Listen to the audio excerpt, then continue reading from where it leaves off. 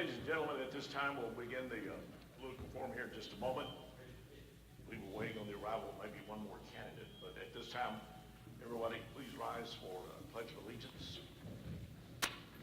I'm Bill Steff, President of Anderson County Republicans. I'd like to open the meeting by an invocation and call on Travis Higginbotham. Say the invocation, please. Heavenly Father, we're so grateful, dear God, for your many blessings. We just want to acknowledge the fact that you're in charge of all things, and we accept that. We thank you, Father, for the many things that you've done for us, keep us safe and protected. We just ask now this night that you just be with each and every one of the candidates as they begin to speak and give their heart, information that they have. And Father, we just thank you and praise you. We ask now the blessings upon those that are here. Amen. Amen. We remain standing for the pledge, United States pledge first. Follow me. I pledge allegiance to the flag of the United States of America and to the republic for which it stands, one nation under God, indivisible, with liberty and justice for all. Now the Texas flag. Honoring the Texas flag, I pledge allegiance to thee, Texas, one state, one and under God, indivisible. Okay, I'd like to welcome everybody. For those of you who may have been here last week, welcome back. For those of you who are new, we'd like to welcome you to a town hall forum for the local candidates for Anderson County. These are Republican candidates. They are this forum for County Commissioner, Precinct 1, the Sheriff for Anderson County, and the State Representative. I'd like to remind everybody that this is candidate season. This is primary season. It's a lead up to general election in November. If any election has been critical in our nation, this is probably going to be one that's critical. It's really true. You've heard it before. Elections have consequences. And the November election is going to have major consequences. It's all because that in our democratic representative republic, the good and the will of the people is determined at the ballot box. That's why we're having these forums. We want everybody to have a chance to see as many as you can of our Republican candidates for local positions so you can make an informed move when you mark your ballot and drop it in the ballot box. We hope that you'll have a good time tonight, enjoy it, and take home all the information that you have. I would like to introduce and turn it over to somebody I don't think I really need to introduce. He's the voice of Palestine, Gary Richards. Gary.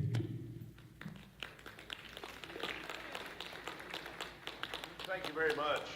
We welcome everyone here with an open heart, and we're going to do this similar to what we did last week. For many of you who came to the forum last week, it'll be pretty much the same format. We're going to have each candidate, first of all, stand when I introduce them. They will be permitted to make an opening statement, hopefully within about 3 minutes. Then once we introduce the candidates, they make their opening statement. Then we'll start the question and answer session. Each candidate will have a couple of minutes to respond. There is someone that will be keeping time. And the reason for this is we want to move this along as quickly as we can, but we want to give the candidates enough time to answer questions on important issues. In closing, we'll have everyone making a closing statement at the end of the forum. Now, if you have a question that you want to ask one of the candidates, write it down. Someone, wave your hand, someone will come pick it up, and we'll see if we can't get that to the candidates that are running.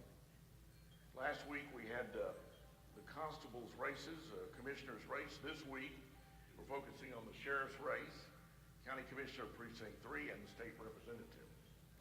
At this time we're going to have each candidate stand. First of all, for Sheriff Ginger Lively.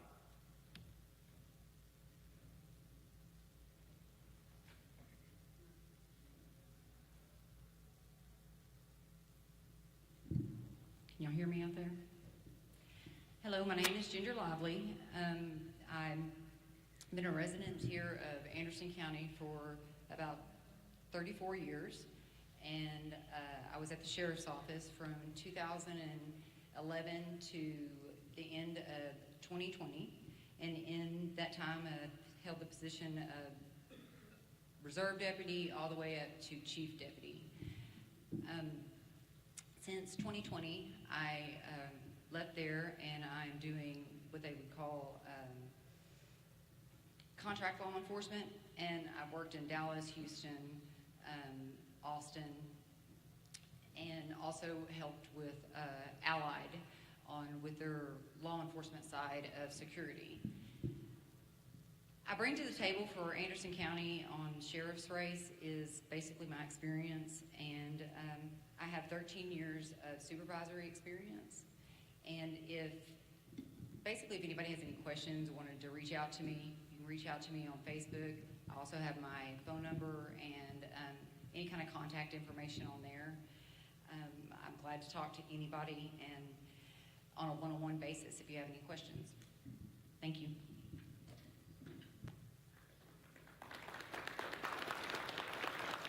Next, we introduce you to a candidate for sheriff, Mr. Jeff Taylor.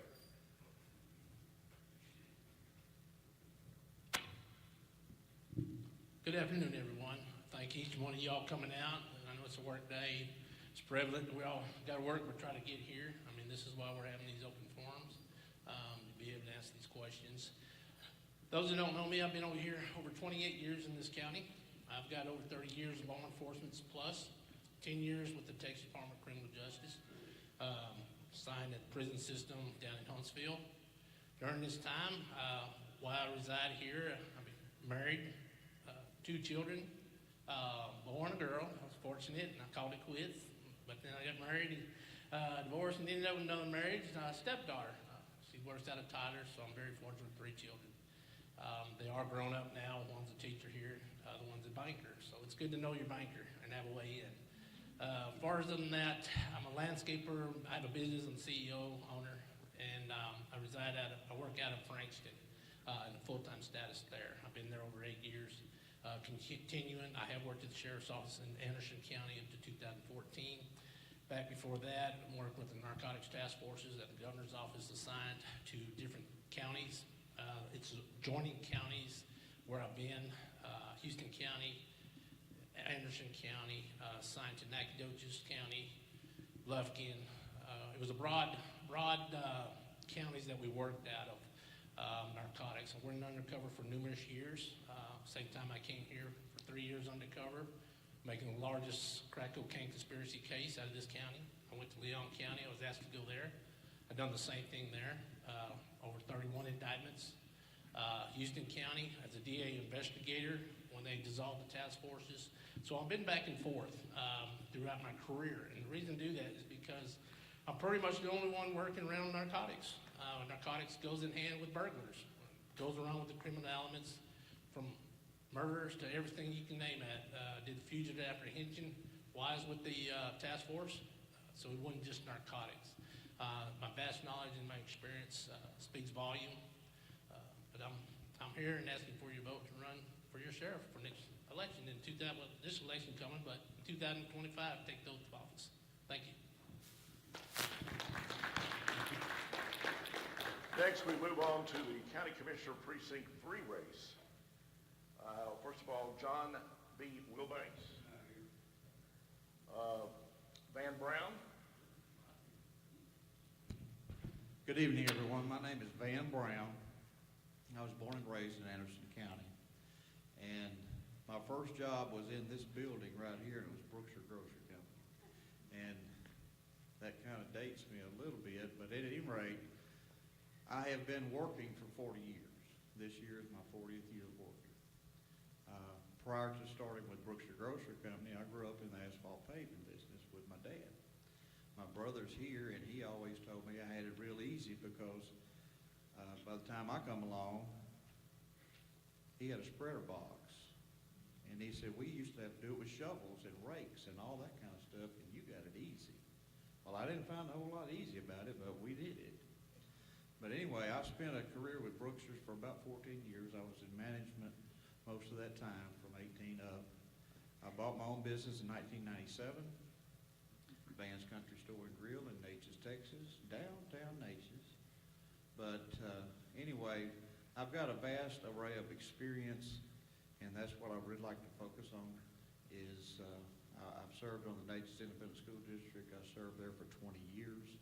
I've served on the volunteer fire department for 27 years, the Natchez Water Office for 17 years, and of course my own business for 27 years.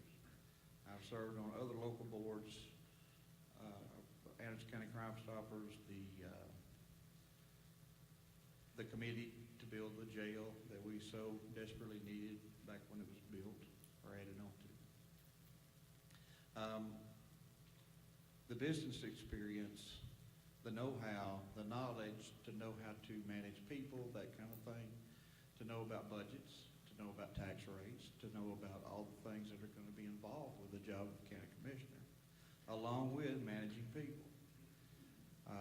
During my career, I've managed as many as 150 folks.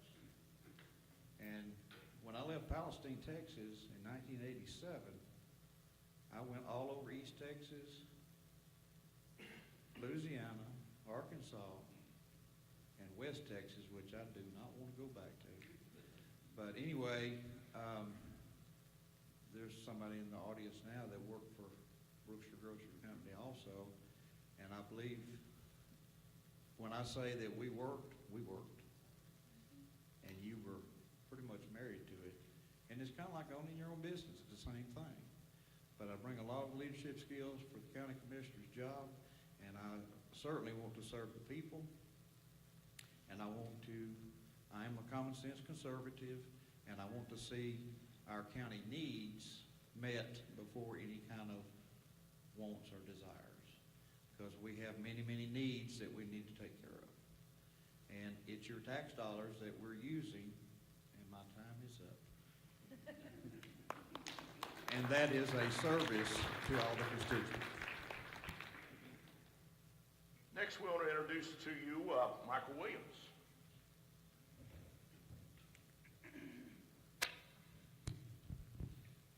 Hello, I'm Michael Williams. I live in Frankston. I did 35 years in the medical field, retired in 2019. I started volunteer for the Frankston Rural Water in February 22. That quickly went from a part-time to a full-time. And the reason it went so quickly, because I ended up melding into that system. I was able to take all my past experiences and use that for Frankston Rural Water. I can do administration, I can do information, I can do technology, and I can do logistics. And I don't look at looking at how I can help just one certain people in one certain area.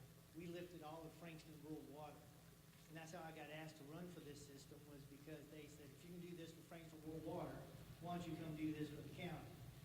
I had no idea what it involved, and I thought, well, maybe. So as I got into that, looking, it's going to be the same thing I'm doing. It's going to be administration. It's going to be logistics. It's going to be technology. And it's not about how the budget is. The budget is the budget. No matter what budget you get, that's what you have to work with. It's about finding other revenues, other avenues to get this thing done. And that's what we did with Frankston Rural Water. We used our other technologies, our other avenues to get grants, to get other things done. And I can't look at this as the way we did for Frankston Rural Water. As a commissioner, I'm looking for you to vote for me to be your CEO, because I need your votes to put me in there. And as your CEO, that's where I get to use my administrative, my technology. Because I'm not going to look at those guys and look at what they're not doing. It's going to be my job as a CEO to find what they need and get them what they need so they can come and serve you. I'm not worried about 4, 2, or 1. It's Precinct 3 that's voting for me. So that's who I'm looking at. But because I don't look at just that, I want to raise all of Anderson County. You might be lucky if you live on the state highway. We're going to drive down some of these county roads, try to do other things in the county, and you're going to understand that. We love to be out here in the county, in the country, but I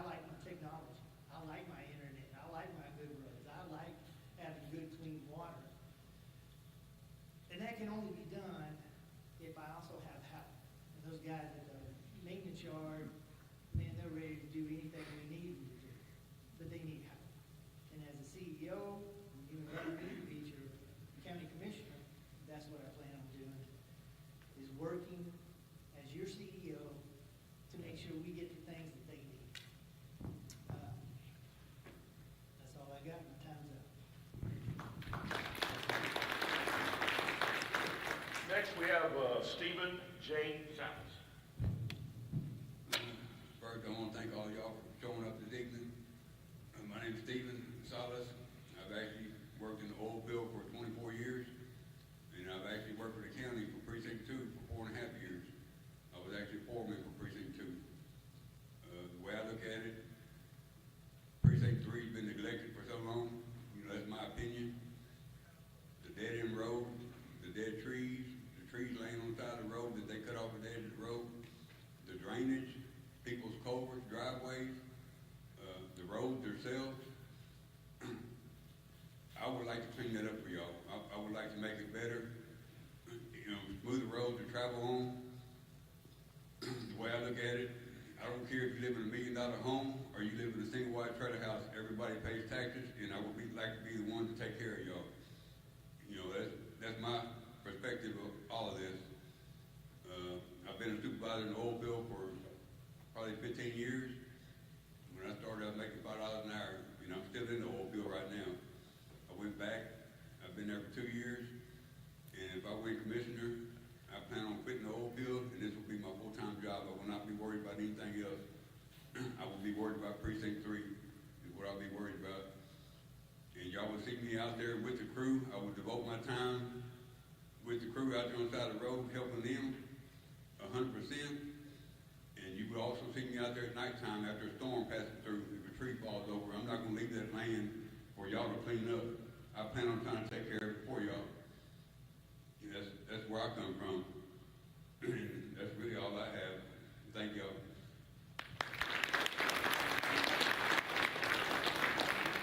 Moving on to State Representative, Mr. Jay Curtis.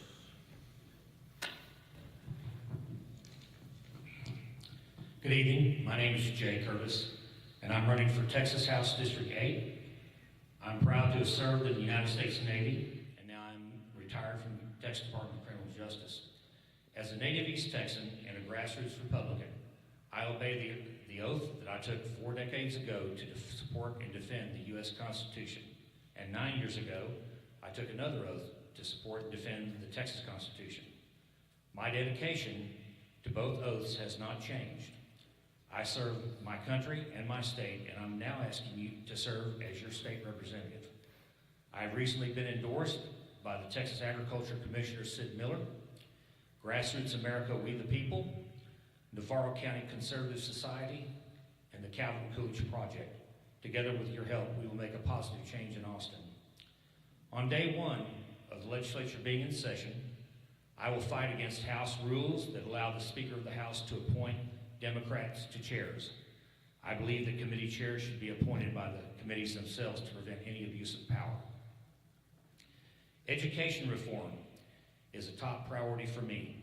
I believe we should shift our focus away from standardized testing and instead prioritize teaching fundamental education, including civics, government, and both our U.S. and Texas constitutions. This will empower our children to become well-informed and capable citizens. Additionally, I am passionate about bringing back vocational training options for high school students. I also believe in giving our teachers the recognition they deserve by immediately providing them with a well-deserved raise to bring their salaries up to the national standard. Furthermore, I'm committed to finding a way to provide affordable health and dental insurance options for all of our educators. In terms of immigration, I propose prohibiting illegal aliens from enrolling their children in schools, purchasing homes, renting apartments, and obtaining loans, or even being employed, which they shouldn't be in the first place. By making their lives more challenging, we can deter them from staying in our state.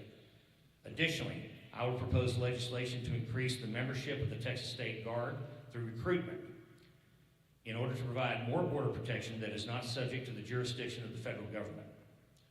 I'm also dedicated to implementing term limits for all state offices through appropriate legislation. This will ensure fresh perspectives and prevent any one individual from holding power for too long. I will advocate prohibiting anyone but private citizens from engaging in lobbying activities. This has been opposed by many legislators over the years, but hopefully with a grassroots majority after March the 5th election, we can make it a reality. Lastly, I will advocate for prohibiting non-citizens from owning any land in Texas, especially farm and ranch land. This is to preserve our state's resources and properties for the benefit of its citizens. Thank you for considering my vision for Texas.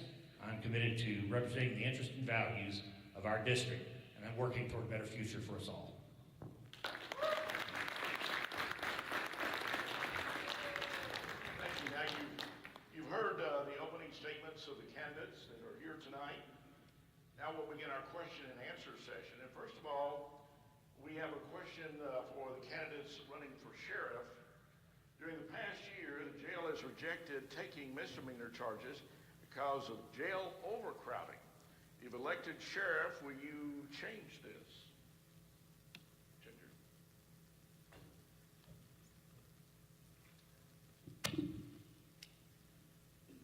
The overcrowding of jails isn't a new thing, but the reason they were rejecting them was due to staff shortage. And you can only have so many offenders in the jail per staff that you have in there. So that was the reason of the refusing misdemeanors. As far as changing that, I plan on changing it because I plan to fill the staffing in the jail. Once they're fully staffed, they can accept the misdemeanors, they can accept anything. The rejection wasn't there so much as for, hey, we don't want these people in here, they didn't commit a big enough crime. It was, we don't have the people to stay within the legal limits of the law and watch them. So upon staff retention going up, it will resolve the issue.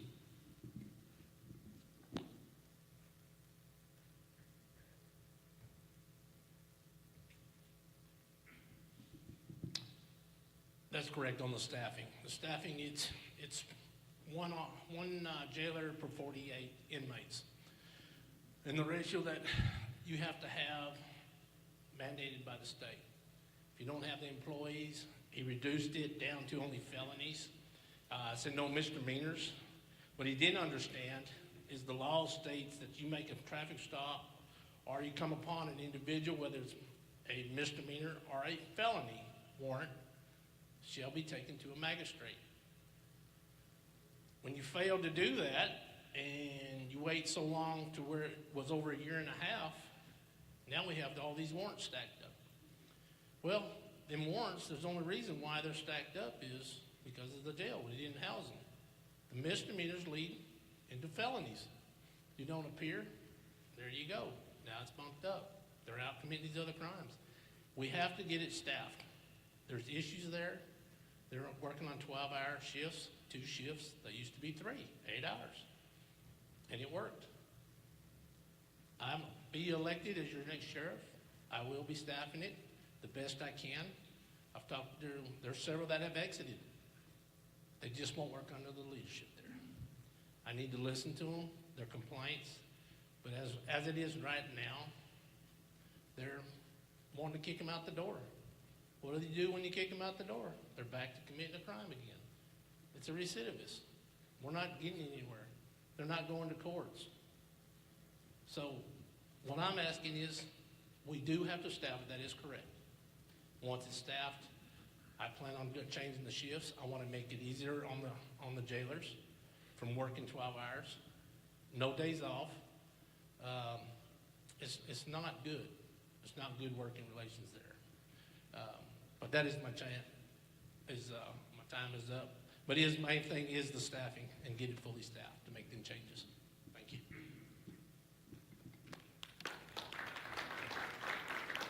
Our next question is directed to State Representative. Have you looked at the most recent campaign finance report for your opponent? And if so, what are your views?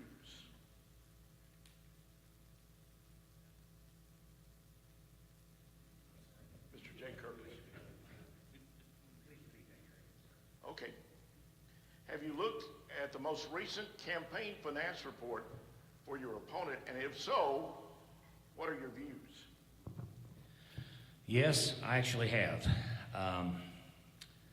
I was actually very saddened to know that my opponent has taken money from Indian casinos in Oklahoma, 2 of them. He has taken money from Big Pharma. More importantly, he's taken money from Pfizer, which Pfizer's trying to kill us and our children. There's no doubt in that matter. He's also taken $55,000 from Texans for Lawsuit Reform, which is nothing but a leftist organization.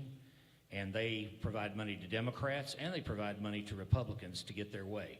In this particular case, they put out a lot of money to impeach the Attorney General, and that goes without saying. But let me make one thing clear while I'm on the subject. This is not about Cody Harris as a person. This is not about his family. He's a good Christian man. What I'm running against is strictly his voting record and his actions while in office, nothing else.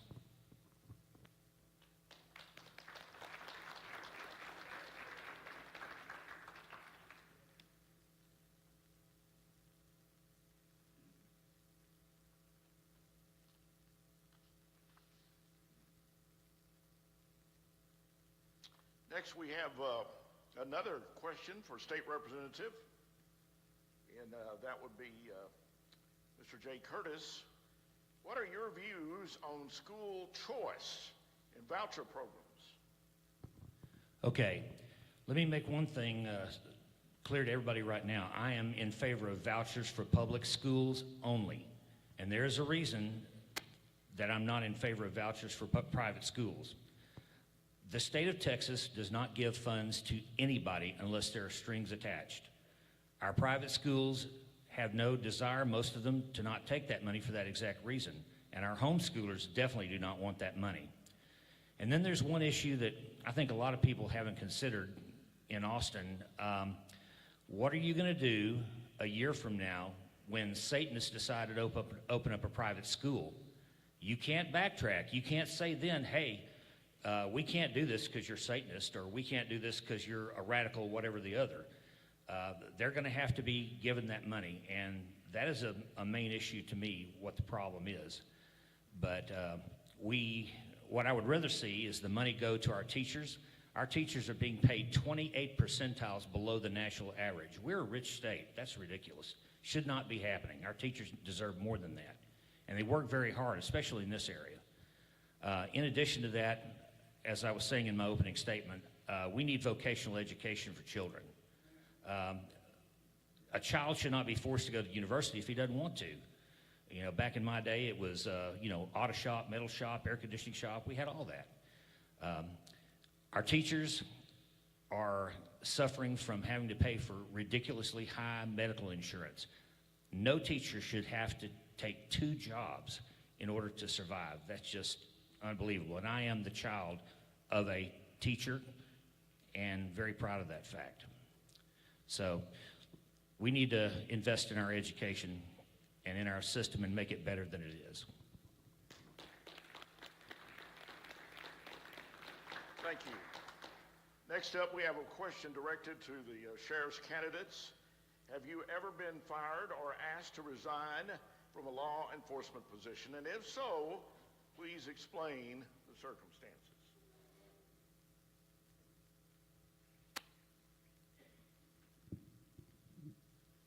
Well, this is going to be really short. I've never been asked to leave. I've never been fired from anything. Been working since I was 14 years old. So every position that I've held through TDC and the sheriff's office and so forth and so on, I have never been asked to leave or fired.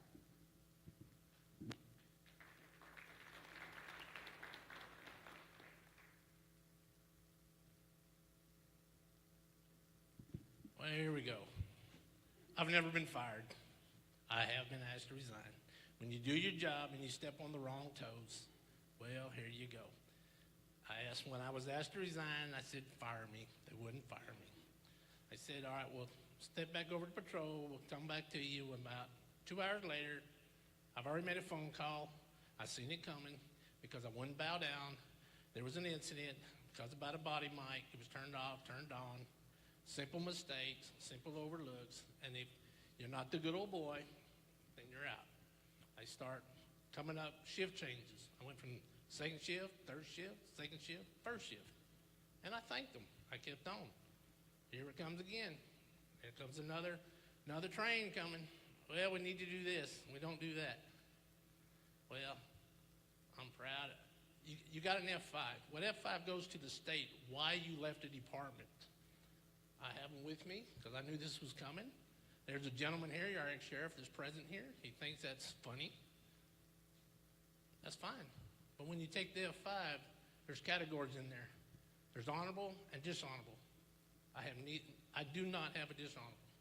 If I was a bad employee that I had to leave and be terminated, I wouldn't be honorable discharged. So if anybody wants to see them, I have them with me.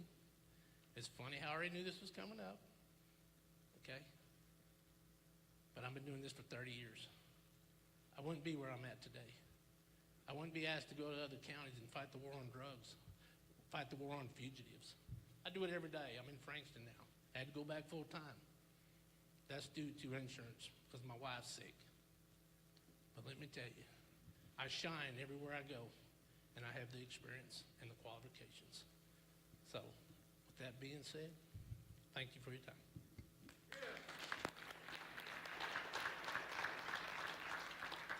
Next, we have a question for one of the candidates for County Commissioner Precinct 3. Mr. Van Brown, what is your approach to spending taxpayers' money?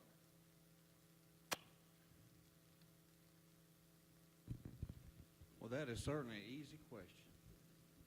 My approach is, of course, I am a common sense conservative. I will not waste tax dollars. I can probably bring up several hundred stories about, well, you can just ask my employees what a tightwad I am. I drive a 12-year-old pickup because it's still running. My approach would be to, of course, look and research and find out all of the needs in our county, which would include your sheriff's department, all the other departments, the tax assessor collector, county clerk, all of them, district judges, everything. You need to make sure that those folks have got what they need to operate. And we're talking about all the departments in the county.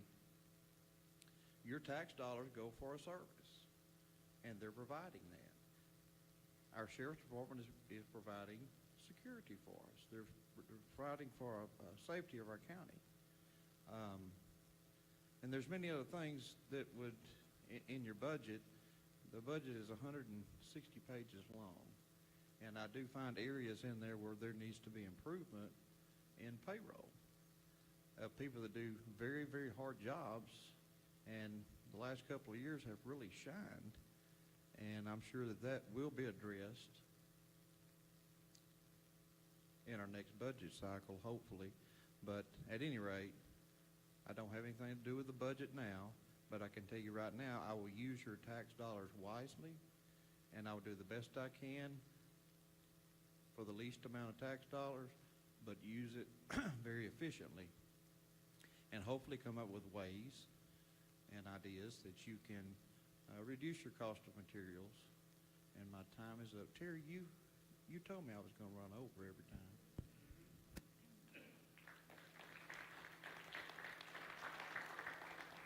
The next question is directed to those that are running in the County Commissioner Precinct 3 race. How do you feel about the Expo Fairground issue on Highway 19? We'll begin with Van Brown. Thank you.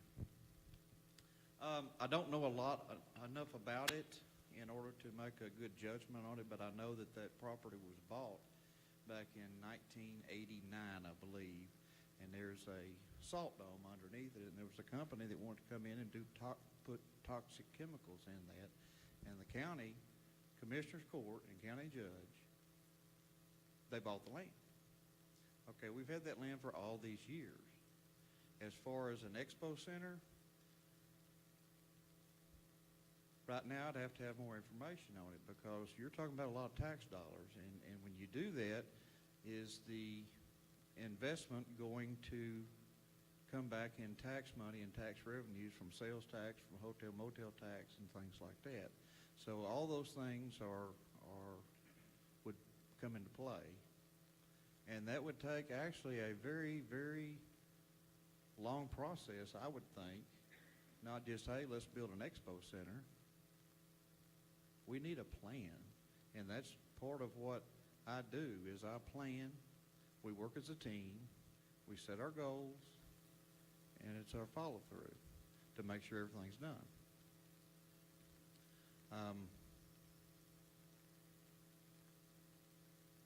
That's about all. I guess I'm not going to run over this time.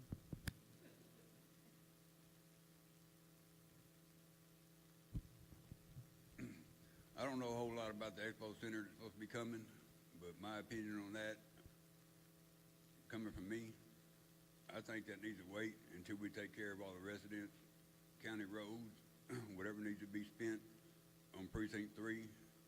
I know that I heard that it cost a little bit over $300,000 for them to clear that land on what they did. I'm not sure if that's the exact number, but that's what I was told. Other than that, you know, like I said, I'd rather we spend the money on y'all and everybody in Precinct 3 before we decided to do something like that. Thank you.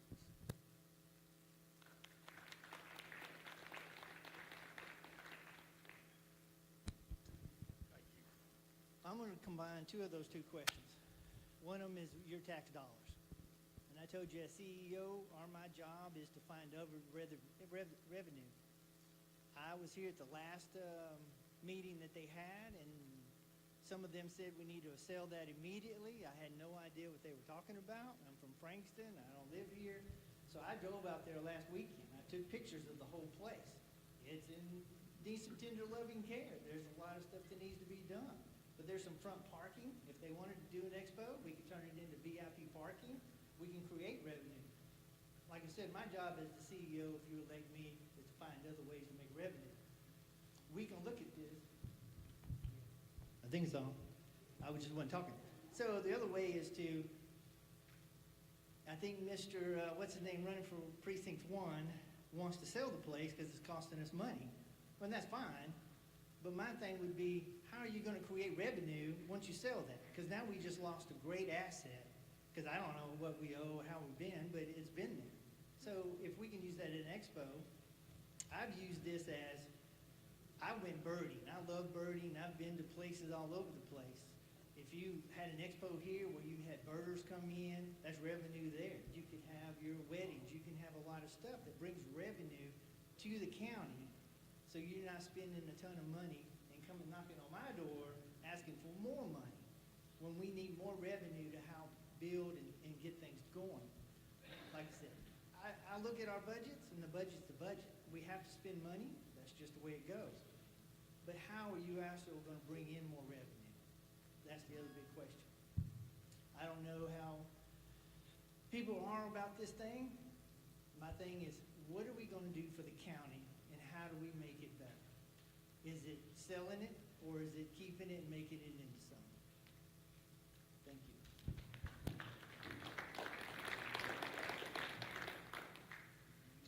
Next question is directed to the candidate running for state representative. And it is, what is your position on foreigners owning land in Texas? They don't need to. Now, you know, there's, in the Marsh primary, there's also going to be a proposition on the ballot to stop North Korea, China, and hostile powers from owning land, but we need to go way further than that. There is no reason for any non-citizen to own land in Texas, period. If you go to the Republic of Mexico right now and you try to buy land, you cannot. You can lease one for 99 years, but you cannot own property. Our land and our resources are for Texans and U.S. citizens alone.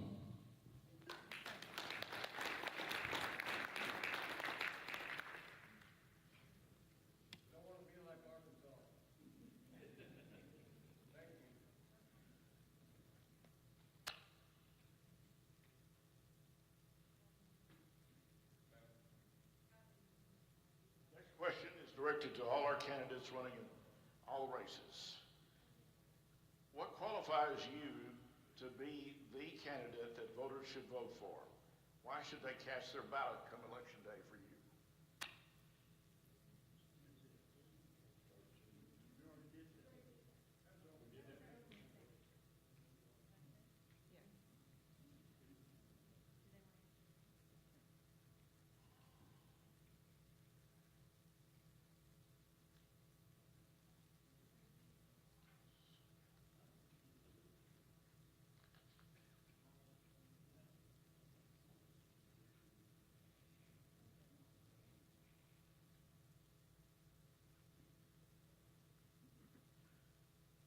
All right, this is directed to the state representative.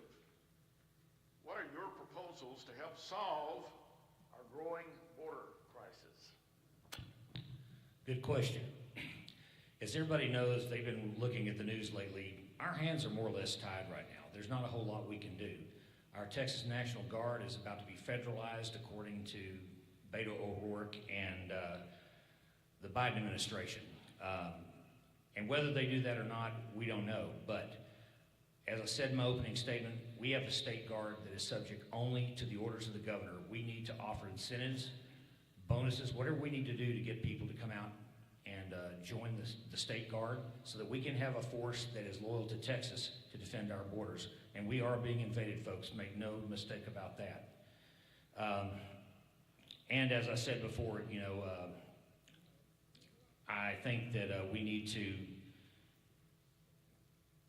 to go ahead and just stop any foreigners or illegal aliens from even owning any property here. They shouldn't have a house. They shouldn't have an apartment. They shouldn't be able to get a loan. They shouldn't be able to educate their children in our schools. Our schools are overloaded, and it's ridiculous. We need to put a stop to that. We make life hard for them, they'll leave.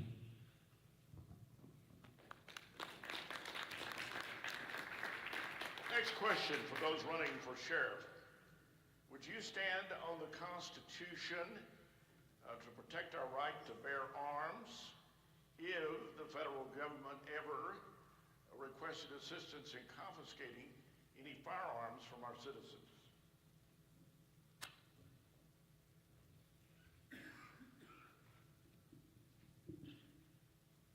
Until they change that constitution, you have the right to bear arms.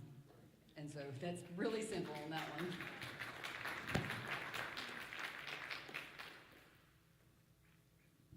That's absolutely correct. You know, they're gonna have to go around us. Don't ask for my department to come in there and assist you.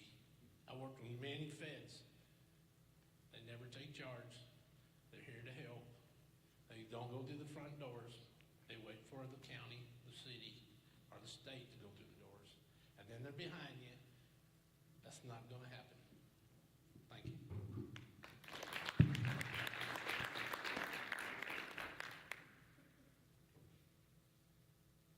Next question also for our candidates for sheriff. What, in your words, is the most important thing you would do as sheriff to make the department much more efficient?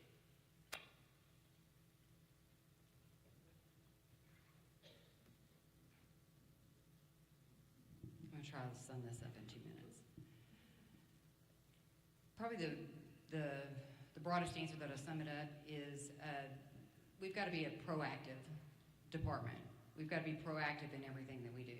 So therefore, that is not only acting on the reactive part of what's going on, but it's being proactive to keep the criminal activity from happening.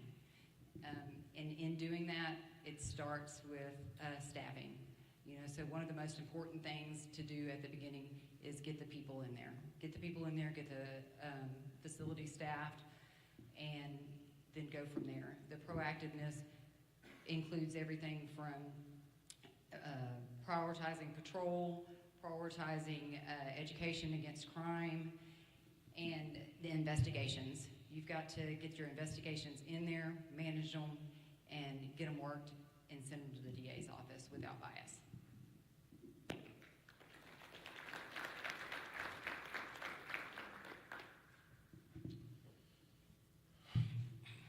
First off, You gotta listen to what you got there when I get in there. What's the problems? Why are the recidivists leaving? They're coming and going. I've talked to the exited deputies, and investigators, dispatchers, bailiffs. That's a lot. When you have an $8 million budget, the largest in the county, and the largest employee staffing, you lead by example. Transparency. You have to be out there. We have to get hired. We have to fill the positions. We all know there's cars sitting out there, or there's trucks, or there's a lot of equipment up there. It's not being utilized. As your sheriff, I take full responsibility of making that sheriff's department shine. And with my experience, qualifications, the know-how, I'm actually the only candidate with that many years in a sheriff's department. From the jail, to bailiffs, to patrol, investigator, narcotics, fugitive apprehension and warrants division. When I was with the state, TDC, I traveled, that was part of it. If you were a supervisor, you got the chance to go after fugitives that didn't return back. With all said and done, there's plenty of folks out there willing to come to work, but you gotta be a leader. In me saying that, transparency. Let's get it educated. Let's get them educated. Give the training to your men and women in blue. If you don't have that and you put them in the positions, they're not wanting to be there. When you put people in as an investigator and you don't send them to school to be a trainer and be good as they can be, well, there went your case. It's been tampered with. You lose the case. You got a victim out there. So, with that being said, my time is just about up. Thank you.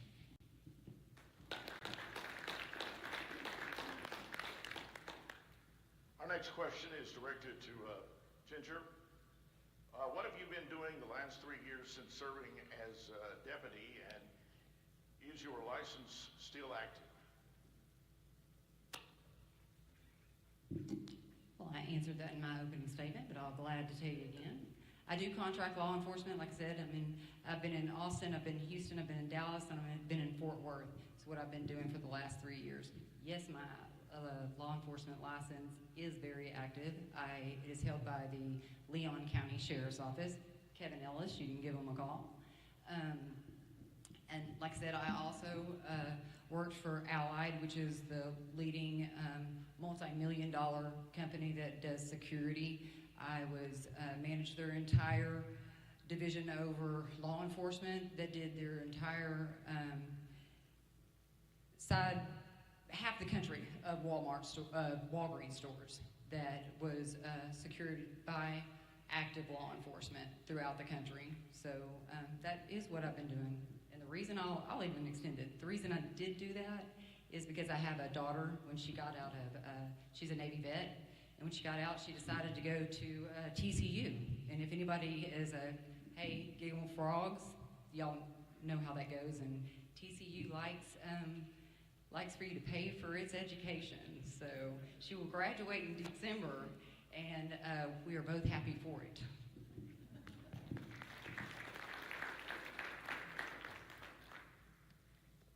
Next question is for the sheriff's candidates. In the event of another pandemic, how do you plan to protect our civil liberties from medical tyranny?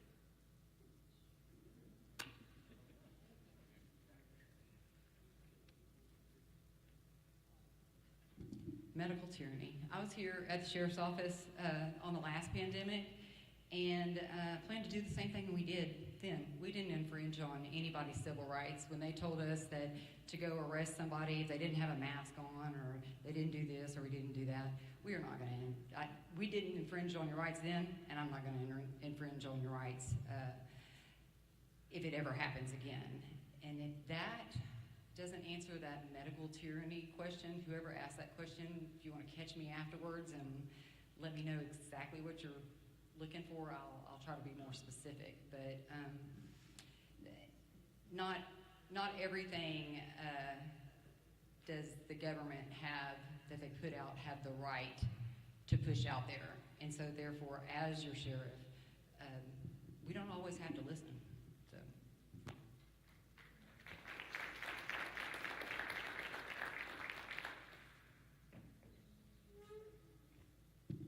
Well, there you go again, the federal government, okay? The sheriff is the executive order chief law enforcement officer in your county. That will be my job. When the feds want to come and ask me that and not dictate to me, there's only one other person I'll answer to, and that's the governor of the state of Texas. They have lawyers, they're waiting. If it comes straight from them, I'm going to protect everybody's rights. We all know how to stay home. We all know how to quarantine. We all know what we need to do to look after one another. My job will be, if you're not out being mobile, you can't get out, you need groceries, you need water, toilet paper as they stockpile. That's what we're going to do. We're going to bring it to you. That's part of your job, protect and serve. But I will not be dictated by the government.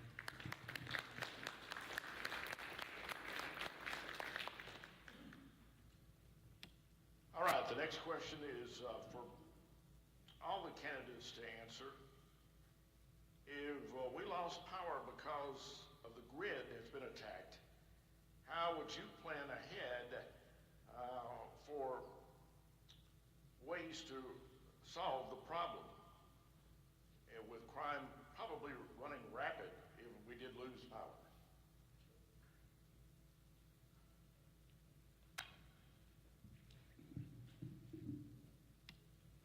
Well, Anderson County is obviously planning ahead because they are putting in that plant over there for solar powers.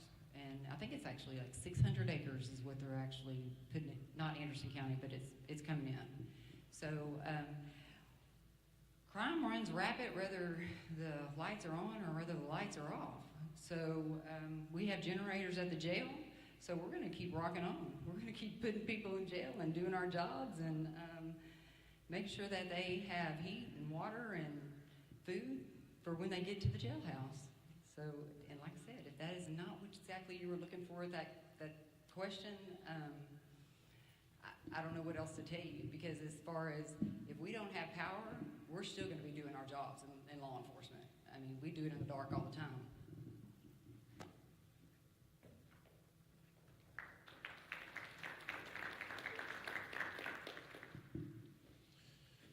It's been said it's going to happen. It's also been said that due to we have 5 prisons, they're going to turn all them loose. I know you all probably heard that. I've heard it. Well,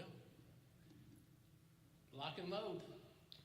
All we can do is be an answer call to call.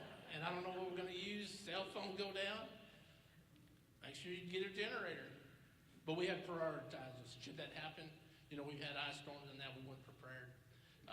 The Sheriff's Department's got 4-wheel drive trucks now to help in that area. Number one's our water resource. Fuel. That's going to be one of the biggest demands. There's where your problem's going to be. You're going to need law enforcement, okay? Back when Louisiana got hit down there, I was in Houston County working.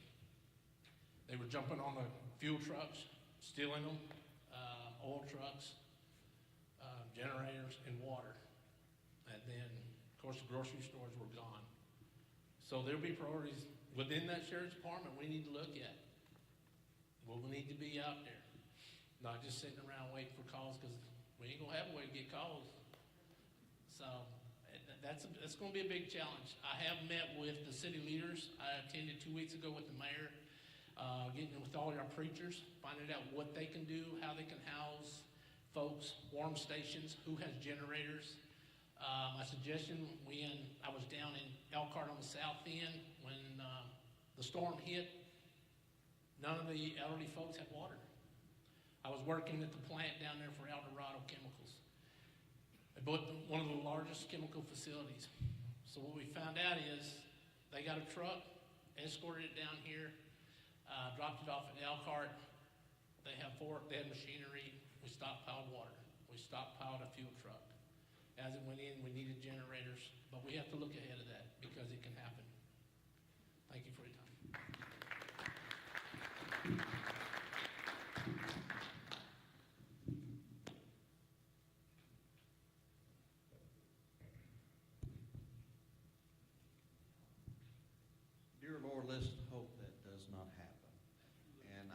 certainly would be locked and loaded. Or cocked and loaded, whatever you say. Locked and loaded, okay. I don't have mine on, but I sure hope you do.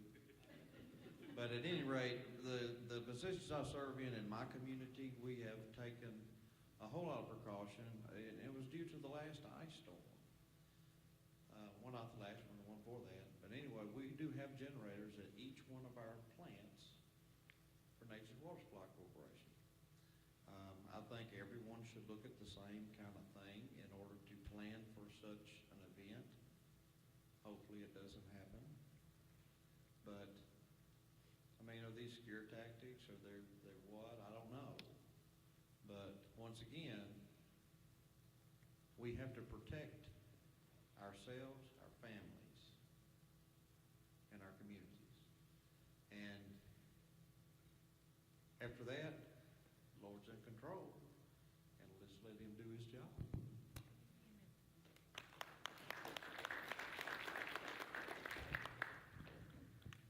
I say the same. Everybody stay locked and loaded, and also, you know, we have to work with the city in Palestine. I don't know how far the water goes out to the county, but I'm on aqua water, so last time we had a power outage, I think it was out for 7 days, no water and everything. So I think we would have to work with the city, you know, to help with the power outage. Other than that, I mean, every neighbor should watch out for each other and watch each other's back. And if power is out any longer than that, you know, food supply, you know, we have to try to help y'all. Food supply and water, getting water to y'all, just so nothing happens. And that's all I have. Thank you.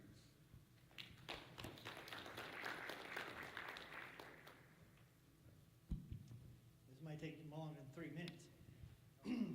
Well, coming on to Frankston Rural Water, I realized that we didn't have a source of that. And with Texas going crazy and wanting to go on solar and wind, the wind doesn't always blow and the sun doesn't always shine, but we've got to deliver that water.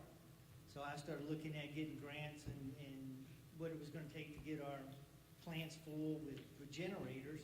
And I was told we couldn't get grants for our rural water. I didn't listen to them, proceeded on, jumped all the hurdles I needed to. So I got us $350,000 to put generators on all the plants that didn't cost our members anything. Again, that's what I feel like my job is, to find revenue, to find ways to get things done when other people have gone crazy. What did ERCOT send you when you got a text message on the ice storm? This is our preparedness plan. Protect your plants, protect your people, and protect your pipes. And what did they say? Oh, we're going to bring on extra crew. They didn't say they're going to make the sun shine longer. They didn't say they're going to make the wind blow longer. I wanted to hear, let's fire up the coal plants, let's fire up the nuclear plants so no one would freeze to death, so everybody would have plenty of electricity. That's not what we got. Like they said, you're going to have to protect yourself because these people that are out there running, they've gone crazy on us. My job is to make sure that we as a county committee are taking care of each other. Just like we're taking care of each other on our rural water, we're going to take care of each other in the county. There's no more of this crazy stuff out there. It's a personal thing for me because I worked 35 years in surgery to take care of people, and now they won't let us take care of people. So I better sit up while I can. Thanks.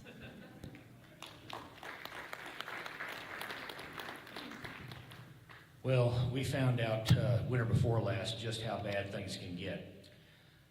The first thing we need to do is reopen all the power plants that are fossil fueled, natural gas and gasoline, whatever it takes.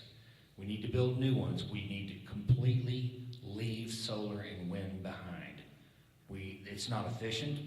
It kills birds. They blow up and burn up, and then you have to dispose of the trash. That's not what we need. And we need, more importantly, to harden our grid. Right now, our electrical grid is subject to cyber attacks from foreign powers. It has to be hardened, and we need to modernize it. And I can't speak for the local law enforcement issue, but I can say in the big cities they better declare martial law if they lose power for very long, because it's going to be a mess. But fossil fuels, no more solar, no more wind. It doesn't work, and it's not efficient.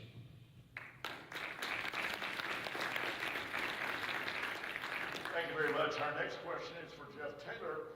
Do you feel there's true transparency in the Anderson County Sheriff's Office?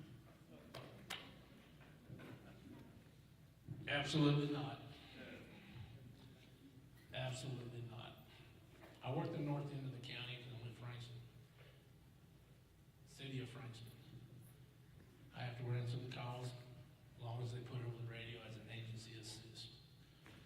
What I find when they have shootings, no matter what the call is, the dam. Anderson County goes all the way into the lake back down by the dam. It's prevalent. There's quite a bit of criminal activity goes on there. And then I hear Cayuga. Then I hear Tennessee Colony. It's rampant. The burglaries. I have a radio in my vehicle at all times. And if y'all want to listen to transparency, you're going to say, why are we working in the city? And it's prevalent. Gunshots the other night. We're going to do an HC assist. Okay, they weren't called. Okay, let's back up on the loop. Let's get back there ready for when they leave. We have caught many bad guys leaving Palestine in shootings that were involved or in other criminal activities, robberies, and we've caught them up there out of Frankston. You need to not run into the fire. Unless you're a fireman. I'm not. But as far as transparency, there's not any. I want to bring transparency.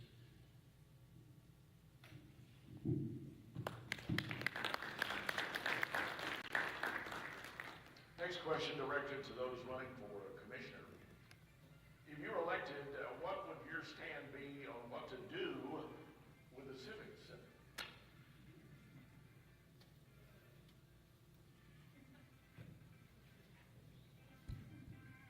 Well, I kind of covered that earlier. My position is that we have to look at making revenue for the county, because again, I don't want people coming and knocking on my door or your door trying to get more taxes, because everybody's got their hand out. And we need to pay our sheriffs. We need to pay our county people. We need to pay for stuff to get our roads done. But if we can use another avenue to bring revenue into the county so they're not knocking on our door for that extra money, you know, why not? That creates jobs as well. But again, like I said, if somebody wants to sell that to their buddy to get better business or get better stuff, that's fine. My concern is when they sell that, how would that make the county make revenue? That's all. I don't care who they sell it to. I don't care if they get it off the tax books. But right now we have potential to make money. We have the potential to turn that into a good community for our schools to use, for our high school kids to come out and use it. We already own it. Why can't we use that and make it for the county and make money? I don't know what else to say. I don't have a dog in the race. I don't have a friend that wants to buy it. I'm not trying to make money. My concern is how are we going to make the extra revenue so we can pay our sheriff, so we can pay our county people. That's all I'm looking at.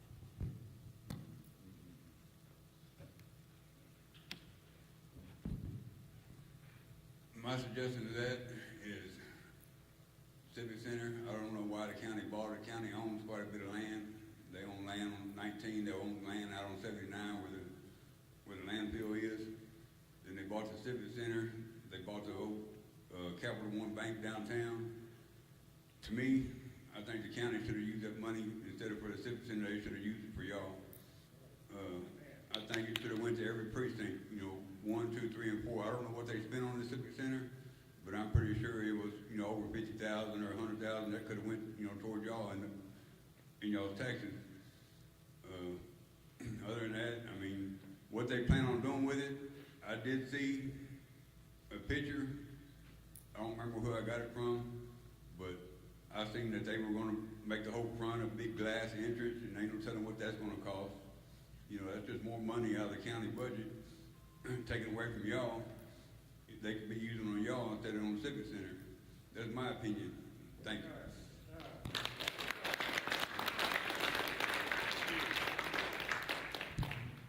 Okay, I believe that's a fair question, but the decision's already been made by the Anderson County Commissioners Court that we are going to do something there.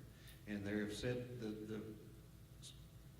went out for certificates of obligation for, don't know what it's worded, an event center or something like that. And their plan and what they have now, it still serves that purpose. You're already paying for that, y'all. You have been for 2 years.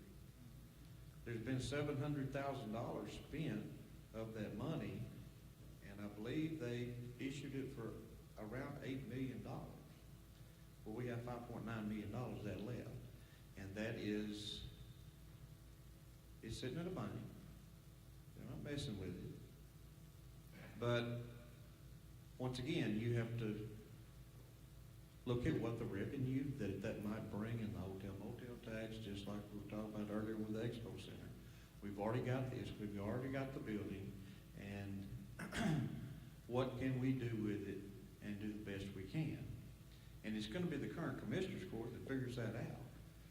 It won't be any one of us that get elected. It won't be me when I'm elected. It'll already be there, so we're gonna have to deal with it. So I would certainly hope that the commissioners court would take input, especially from citizens, and probably that amount of money of $8 million should be something I think the voters should approve. And that's a pile of money. We need around that much to upgrade our water lines in Nature's Water Supply Corporation. But we don't have as much money as the county, so we're not going to be able to do that. Well, we're going to do it, but it's going to have to be done in phases. And those are things that we always look for and work towards.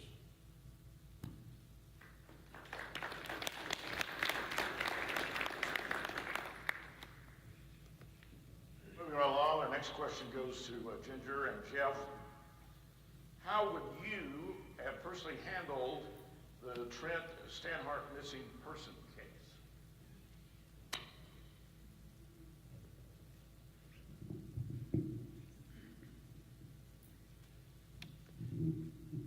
The case is an open investigation, so therefore, that's asking me to make a judgment call on something that I don't have the facts on.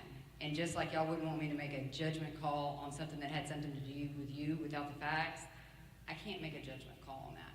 I've seen what has been put in the paper, I've seen what's been put on social media, but none of that is fact. And we are fact finders, we are fact seekers. So therefore, I'm not gonna make a judgment call on something that is put out there without seeing the evidence and, the surroundings of it. I won't do that. So, and I would hope nobody would do that, because then we're way stepping over our bounds. I mean, it's no different than in court of law, someone is innocent until proven guilty. We cannot, as law enforcement officers, make judgment calls without having the facts and the evidence presented in front of us. And then at that time, I would make a decision.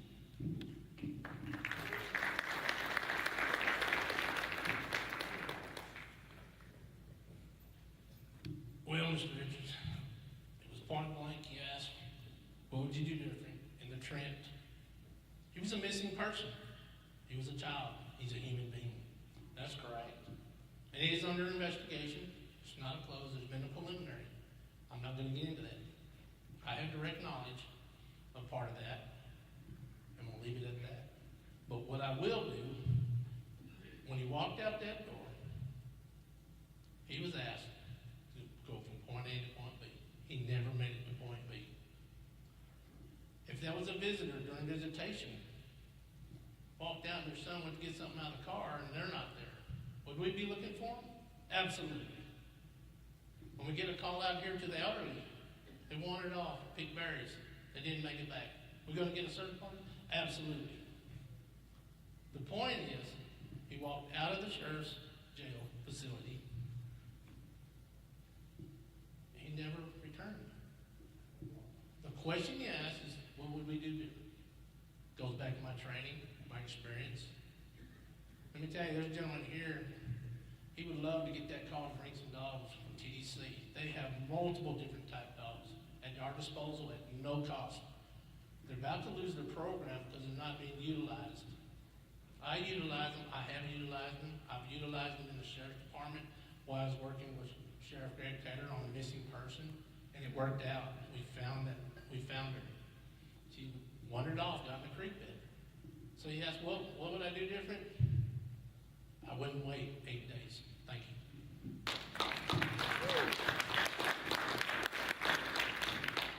This next question also is directed to Jeff.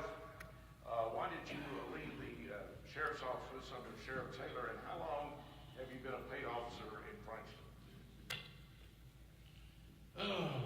We'll go back to the beginning. Why I left? In 2014, the next election was coming up. I went to his office asking because I've heard it. I'm going to get fired.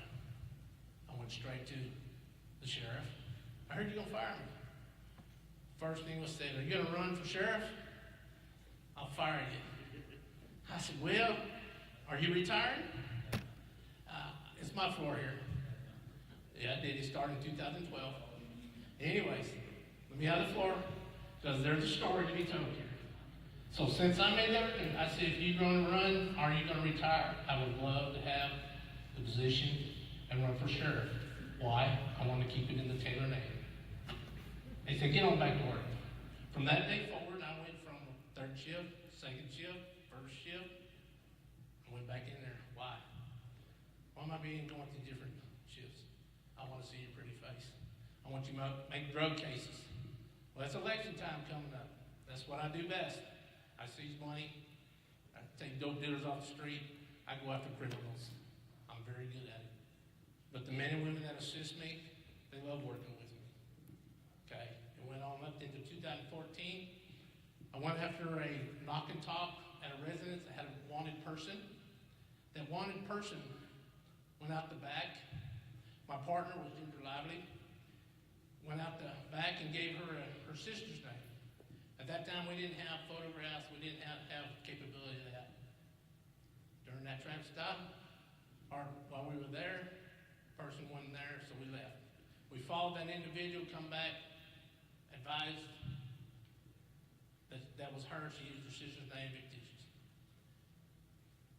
Going to make the traffic stop. I was told my cameras don't work. Equipment half the time worked. During that time, made the traffic stop, went in there, arrested her, took her to jail, had crack on her. I know my time's up, but I like to tell stories since he's foaming on the mouth over there. And from that day forward, they wanted to file a complaint against me because I searched his vehicle. There was dope found there with traces.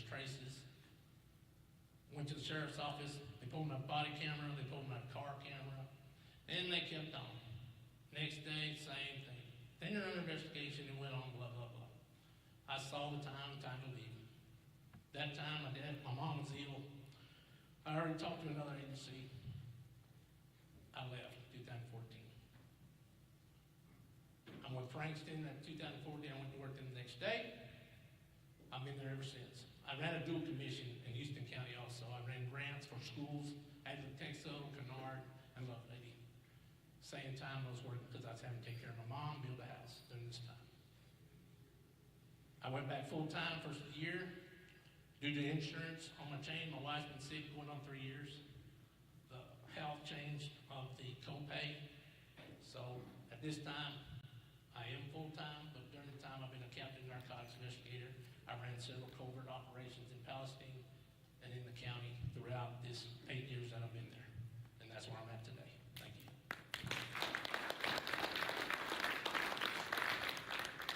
Next up, our question goes to Jay Curtis. Tell us what you think about the current CJ's retirement system, and how can you help? Well, since I do, I think it has some things that need to be done to make it better. I know that I believe when I was there, I think you had to be tenured there for about 10 years before you were able to really benefit from the system. I think that needs to be lowered because we have a lot of turnover in our prison system, and we need to have more incentives to get people to work in the prison system and not from other countries. We need to have our prisons manned by Texans. And so you have to make things better for them. And retirement is one thing that could be made better than it is. I can tell you for myself, I will always look to the interest of our prison system because I was part of it. And I met some of the finest people I ever worked with in my life at the Beto unit where I worked. So, got to take care of our guys.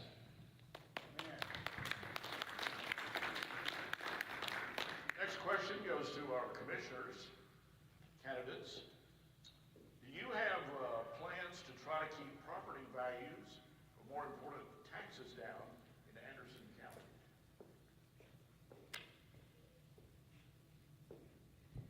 That's not the commissioner's job to get the property values down.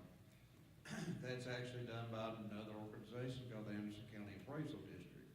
The Anderson County Appraisal District is governed by the Texas Comptroller's Office. Texas Comptroller's Office, which I did serve on that board as well for several years. I just finished up my last term at the end of 2023.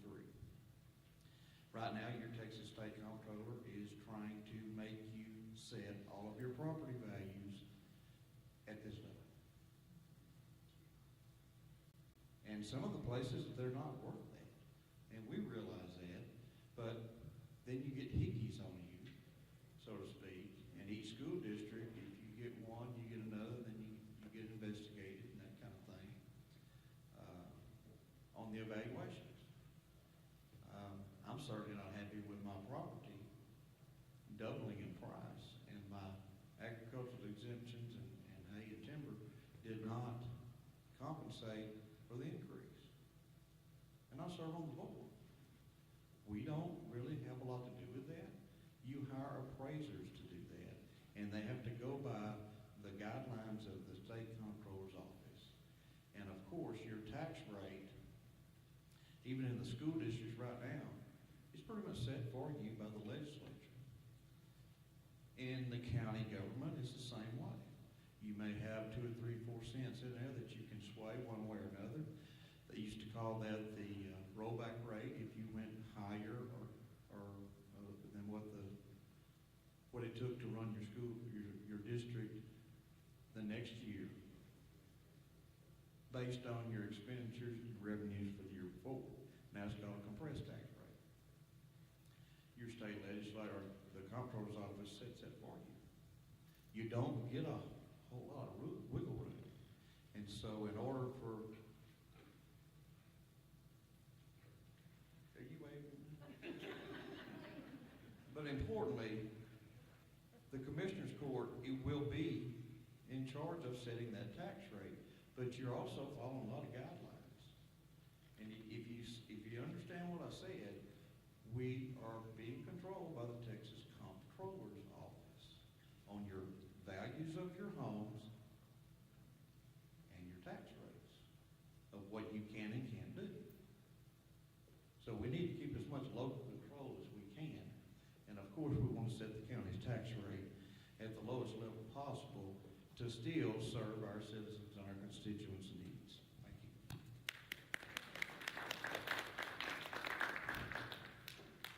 I'll make it short and sweet. Y'all heard me in the Precinct District. We're not over that. It's true. On your tax part, I would try to fight to keep it, as low as we can.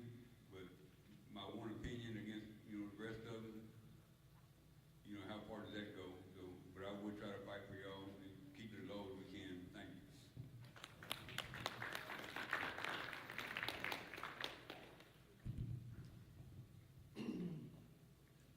No matter what, we're like I said, you're gonna have to pay taxes. You want a cell phone, you have to pay for those things.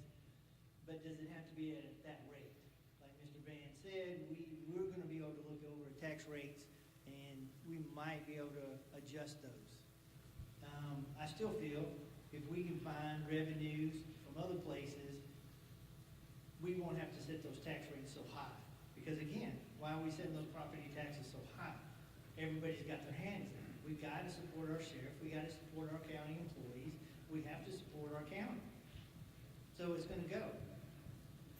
Oh, it would be lovely to be able to call Austin, and I used to like Mr. Abbott, but I was ready to wheel his little butt right out of the White House there when he slapped all of those restrictions on us.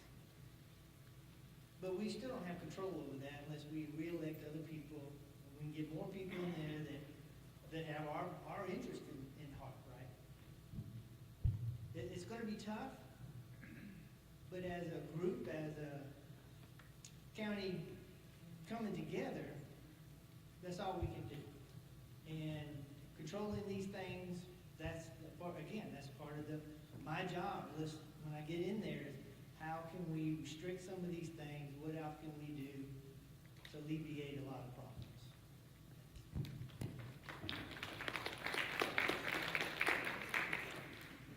Next up is for our candidate for state representative who's here tonight.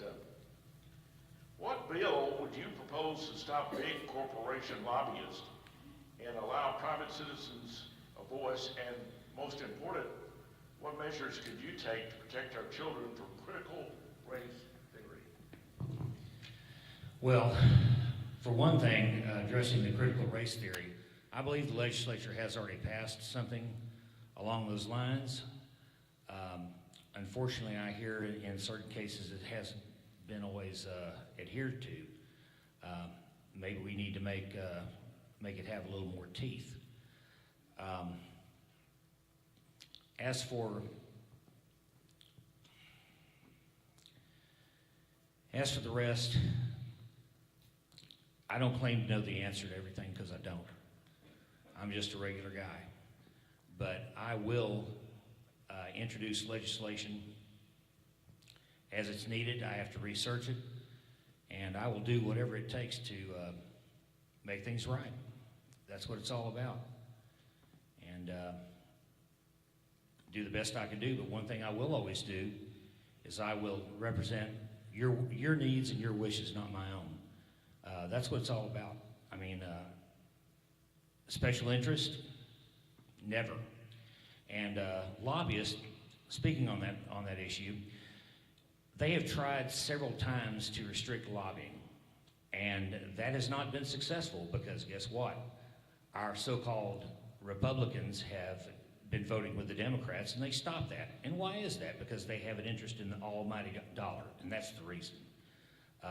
However, there are 83 incumbents being challenged. My opponent is one of them. And if we get a good grassroots majority in there, I think you're going to see some marvelous things happening. And I'm looking forward to going to Austin to take care of that.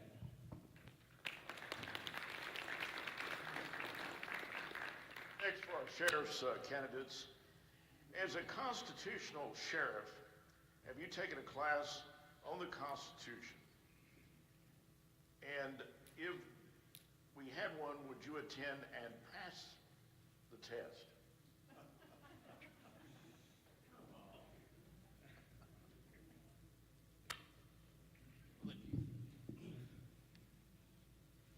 Our laws, our penal code, our CCP, traffic code, everything is all based on the Constitution. So, if you have a peace officer that can't pass a class on the Constitution, we've got a problem. So, like I said, I think all of us have been very clear up here as Anderson County that we're all about the constitutional rights. So I don't know if I'm really understanding that question, but if the question is, have I ever taken a class on the Constitution? Yes, we learned that through our basic training, and then we continue to refresh over it through the years on continuing education. And would I pass it? I would hope so. I mean, I would think there was a real problem with me if I couldn't, so.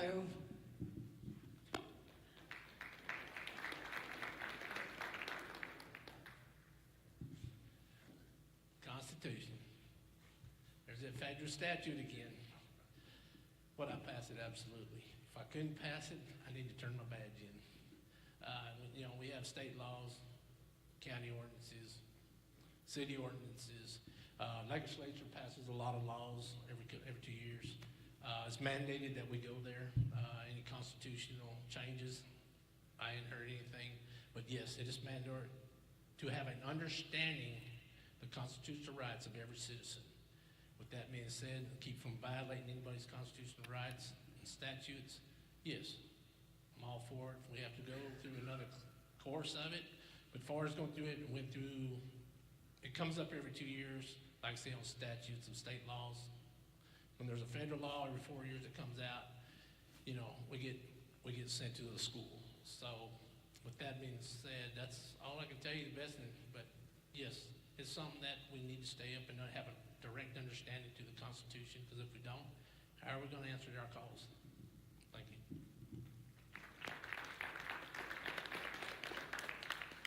Next up, our candidate who's here running for state representative. With the Republicans in control of the Texas legislature, why are Democrats asked to head committees, and what would you do, if anything, to change this? Well, one reason that legislation doesn't get passed is because there are 11 Republicans, I call them Republicrats.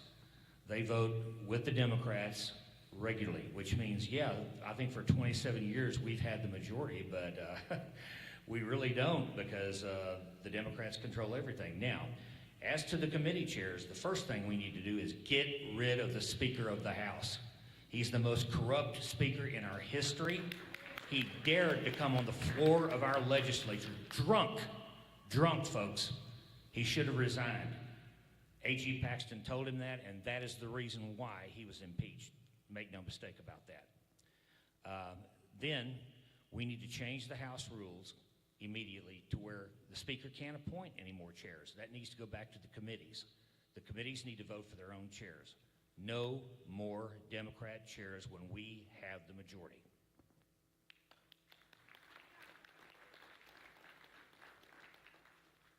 Next up for the sheriff's candidates, at any time are you going to not arrest felony offenders?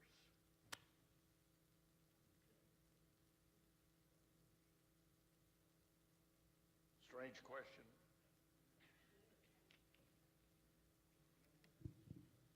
That is a really broad question.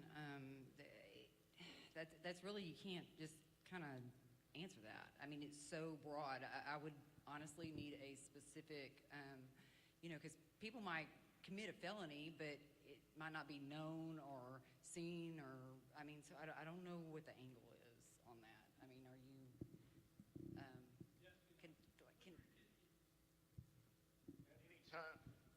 At any time, are you going to not arrest felony offenders? I don't understand it either. well, the thing is with a felony offender, if you're a convicted felony offender and you have been convicted and found by a jury or a judge or something that you have committed this felony, well then yes, you're going to be arrested unless they put you on probation or something like that. But if you're saying if there is an accusation of a criminal offense, is there times that you're not going to arrest? Well, yes, it just depends on the situation. And then there is times that you are going to arrest. It depends on if there's enough probable cause in the situation or the evidence to cause for the arrest without warrant. If there's a warrant, which is issued from a judge, you're going to arrest. Hope that answers your question.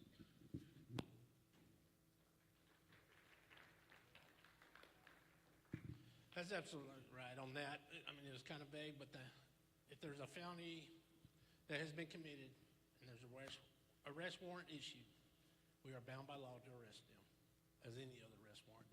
Now, if there is a call out and a felony crime has been committed but not in our presence, and the actor's not on scene, that's where we go into the investigation and then get an arrest warrant.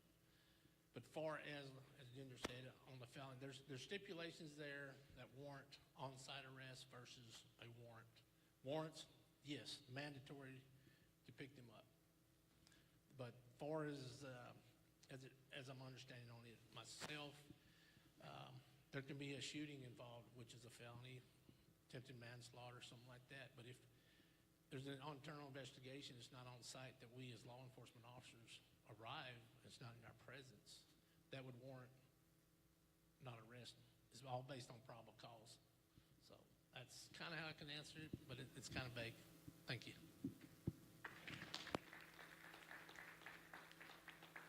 Next question is for Ginger. Did someone coax you to run so there would be a runoff? I like that question. Absolutely not. Anybody that knows me, nobody's going to push me or coax me or actually get me to do a darn thing unless I want to do it. And so, did I run?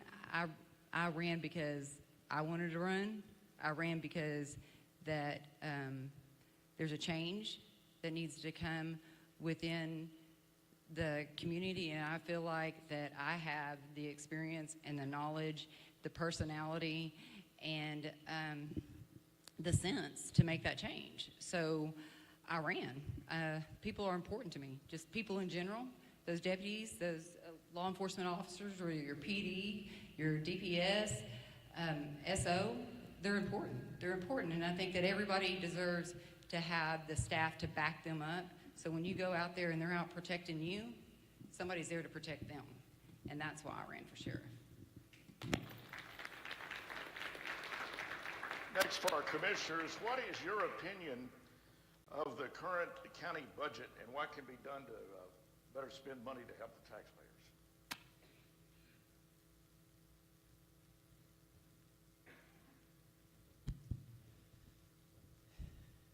I've looked at the budget, and this falls in my administrative expertise, my being able to look at things from a different perspective.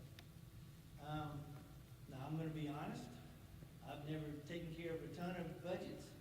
I have a CPA for a wife, and I've already tagged her and said if I'm going to be county commissioner, things aren't looking right, she's going to be there to oversee these things.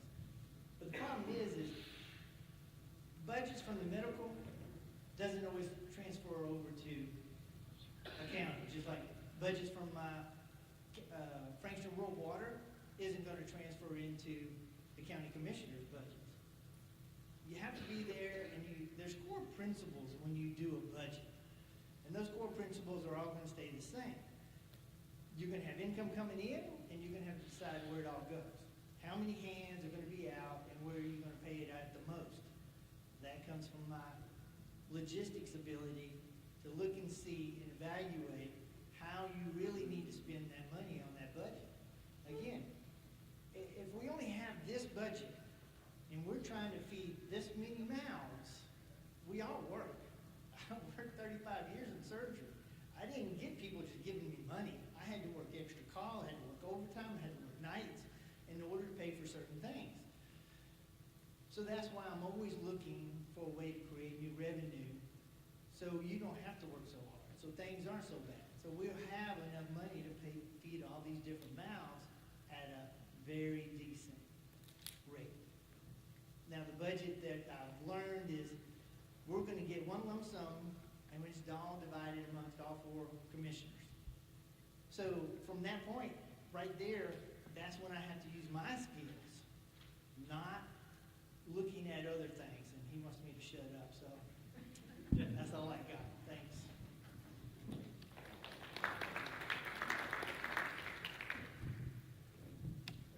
My opinion on the budget, you got a certain amount, and I think, how to put it, you got the equipment that the county rents or leases, they pay a lease agreement on that truck. You know, they got like 2 or 3 dump trucks that they pay a lease agreement on every month. Not only the trucks, the maintainers. So if I could cut the trucks down and let the county buy their own trucks and quit leasing these trucks, giving away free money, you know, buy your own, that would cut back on the budget. That would actually add to the budget. That would add to y'all's tax dollars to help make the road go further, you know, supply to y'all.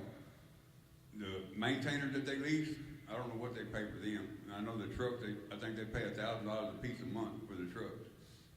You know, but the maintainers is probably a little bit more. I think if they turn around and take some of that budget and buy a maintainer, it might be an older model. They don't need something that's the 2024. That every year they get something new. It's never, you know, they never keep the same thing, but they get something new every year. Trucks and maintainers both. So that right there would cut back on spending money, and it would actually go further for y'all. Thank you.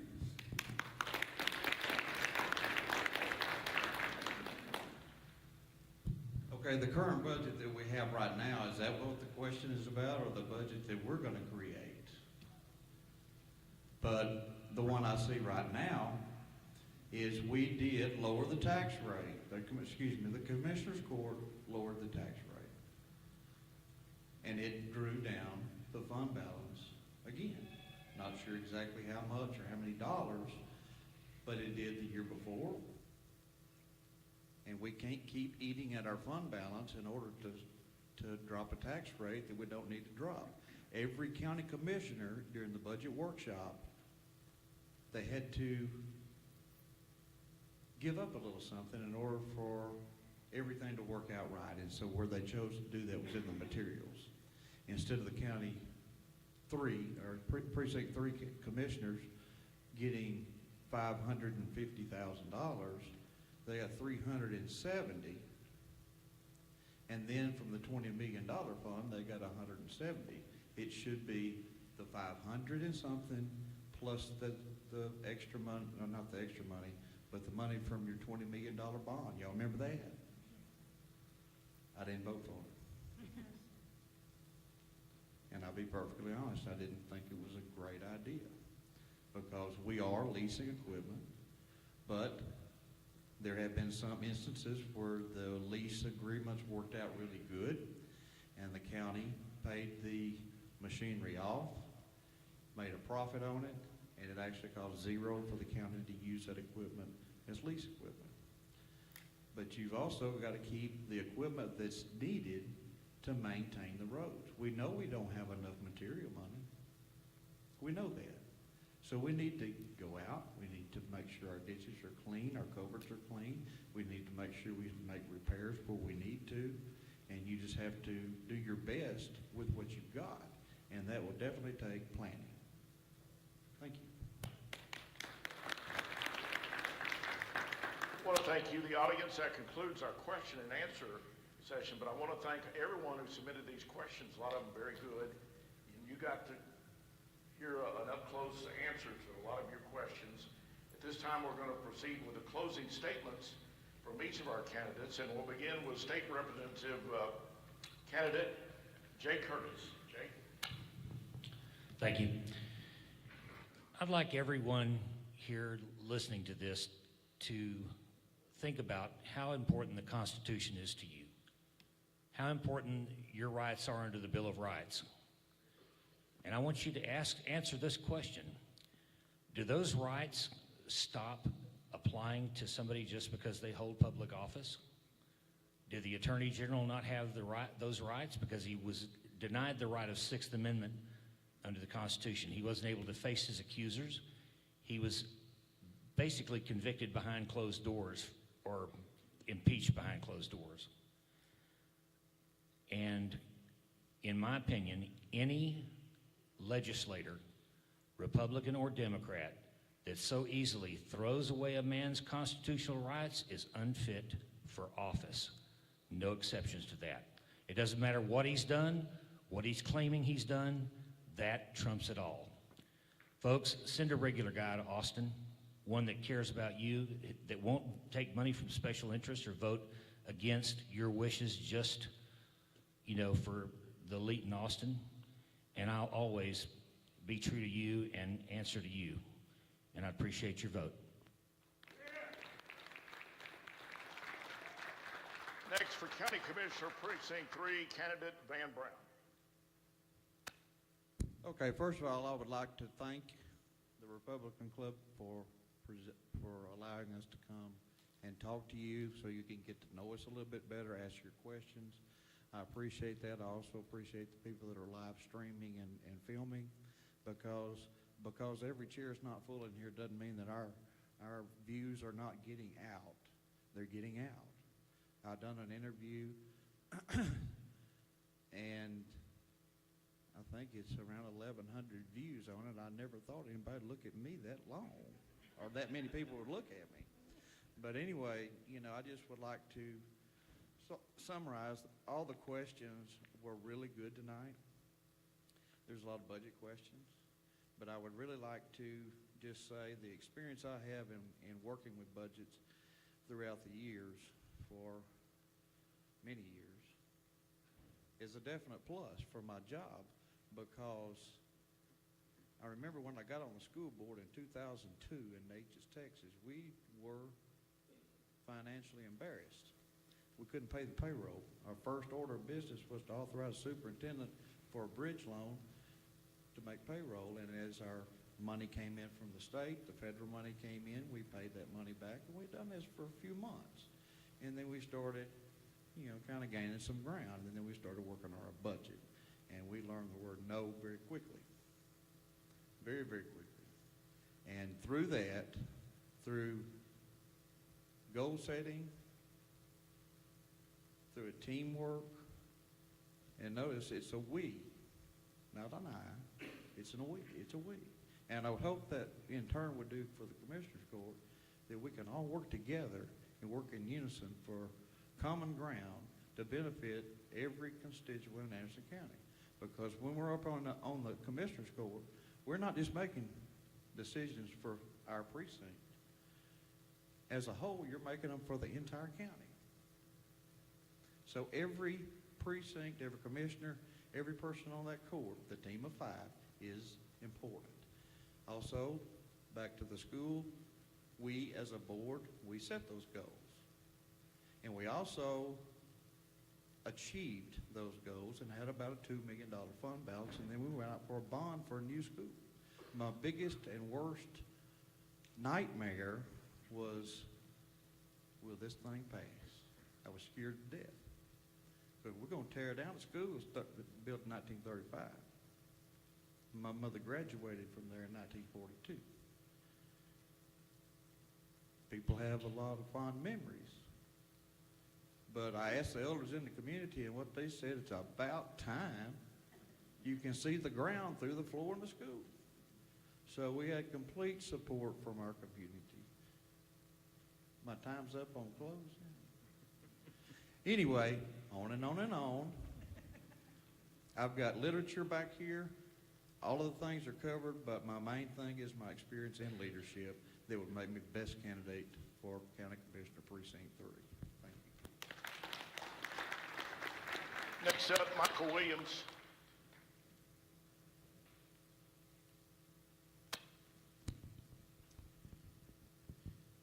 Well, I dedicated my whole life to working in the medical field to treat people, to make sure my doctors and my patients had everything they could get. We worked with budgets so that we could take all of our money and make sure that we had the best equipment, we had the best personnel to treat our patients. When I retired out of that, for a lot of reasons, I ended up volunteering at Frankston Rural Water because they needed help, and I didn't know anything about it. I said, if you train me, show me what I need to do, I'm all yours. So I started that in February of 2022. That went real quick because it just matched what I do. I have a heart to help people. And this way I was able to supply good water and safe water to everybody. That filled my heart with being able to help. But then, like I said, I have the administration abilities. I have the logistics of making sure things are run, make sure how they run it. And then I have the technology to bring out information for a lot of stuff. And that's what I've done with Frankston Rural Water. I'm not here as a politician. I'm not here running and begging people for money. I don't have anything on my treasury. I'm doing this all because I just want to help and serve and make. I drive these roads every day with my field officer, Johnny, and our county roads are a mess. And I know it's not the fault of our guys at the maintenance, it's because people just didn't look to see what was the best way to use our resources and find other ways to make other resources. I'm doing that now for Frankston Rural Water. I did that in my medical career. That's what I'm trying to do now. Because if we don't do this, it's just gonna keep getting worse, it's gonna keep getting worse, it's just gonna keep getting worse. I'd love to stand up here and tell you I've got 30 years fixing roads and doing all that. But as I researched this, when I was asked to run, that's not what it's about. What it's about is making sure that the guys that do know how to make all this stuff, because I can research how to pour asphalt, I can research how to do stuff, that's not my problem.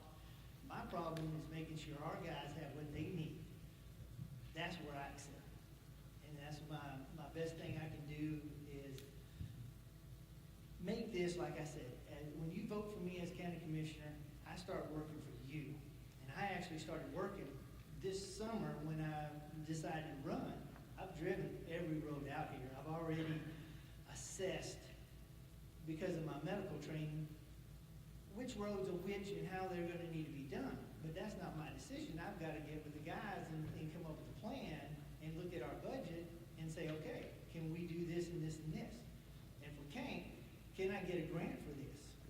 He tells me I've done enough and I'm over it. But I thank you, and I just ask you to vote for me. Next, Mr. Steve Salas. What I can do for y'all, like I said, I got 4.5 years experience. I've actually laid asphalt. I would actually take taxpayer money, the budget, and I would try to make it go further to make these roads, you know, instead of 10 miles, try to do 20 miles a year. What I call reclaiming the county road. Every road you drive down, grass grows up on the edge of the road. That there is taking up part of the blacktop or the asphalt, and the road just gets smaller and smaller. I would go out there and try to have them reclaim it, you know, make it wider, give y'all more room to drive. Trim these trees back that are growing in the road. The road I live on, the trees now are probably 3 foot out in the road. I can't blame it on the guys that are out there now, but I do know the road I live on, I went almost 3 years before they come down through there and passed any holes. I don't know if that's the guys themselves or the supervisors they got. I heard that one of them's supposed to be quitting. I'm not sure.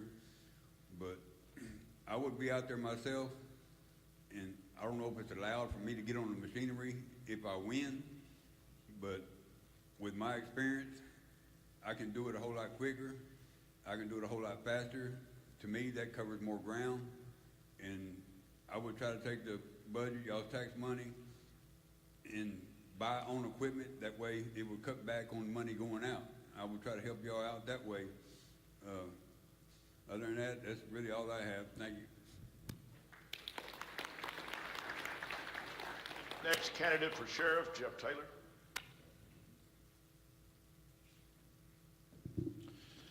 Thank you all again for coming. And viewers out there, I just want you to know it's in my heart for what I do. I want to continue that path. I live here. I have my children here, wife, family, friends. Why I want your vote? We took a chance on an individual to be our sheriff. Where's he at? I've been to commissioners, and there are others we had one last Tuesday. Where was he at? The sheriff is not just running for one spot in the city or the county line. He represents this county, and he needs to shine. The men and women need to shine. They need to know they got someone that's got their back. You need to take my experience and put it together, look at it, and ask yourself, the most qualified candidate could have all that. Is he still here? Is he still wanting to do what he wants to do and take on this? Absolutely, and that's me. My heart's in it. My passion for law enforcement. I want to make sure that each employee in the sheriff's department goes home safe. I've been with that sheriff's department while working with Frankston when the deputy was shot. 4 years ago, I was there. I had taken fire with the TDC people, and that boy lost his life. We got overdoses. Nobody's talking about fentanyl. It's here. I've ran 3 covert operations a year ago, and I was told to shut down by the district attorney's office because the chief of police said I had no jurisdiction until I said I'm a Texas peace officer with the state of Texas. And I had the permission from the district attorney's office, and I've been doing this a long time to know. If you're going to work somewhere, and everybody looks at where I've been, Houston County, Leon County, Cherokee County, okay, the adjoining counties, because they asked me to go there and fight one thing: go after these fugitives, go after these criminals. How can you help? So take that experience where I've been and see what I've done, okay? But it's not just about Jeff Taylor. It's about the men and women that join me and have fun at what I do. Okay, there's no such thing as shortage of staff. Yes, on the numbers, I want to bring that back. I want to listen to these employees. I want the $5,000 bonus that I'm going to go back and hit the commissioners up that was offered. He didn't take it. Why? That's the question. Why? It was given. It wasn't out of his budget. So there's things that the commissioners and the judge that we have to work together to help them shine and get them the tools, what they need. I see my time's up. And with this closing, just look at my passion and what I do every day. Nothing's promised tomorrow. Just the same as you all walk out of that house, nothing's promised. But we have to have transparency. We have to have leadership. And I've got all that. Thank you for your time. Thank you. And Ginger Lively.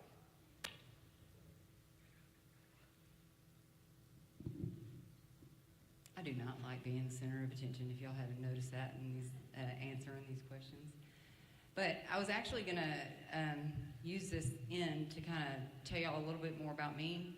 But somebody asked a question that I want to hit on a little bit more, so I'm just going to give you this information real quick. If you go to Facebook, or if you don't have Facebook, if you call me, I'll give you the same information. If you go to Facebook and you go to Vote for Ginger Lively, I'm such a transparent person, I'm going to help you out. I'm going to put my entire resume on there, and I have all my TDCJ, the entire time I was there. I have every performance evaluation and everything that I have from the sheriff's office. I'm going to put that on there, and y'all, because y'all are all intelligent, y'all can read. I mean, I can sit there and I can go through my entire history of work. But what this job comes down to is leadership. It comes down to leadership. Who can lead what where? We can be the best investigator, we can be the best policeman, but are you going to be able to get people to work for you?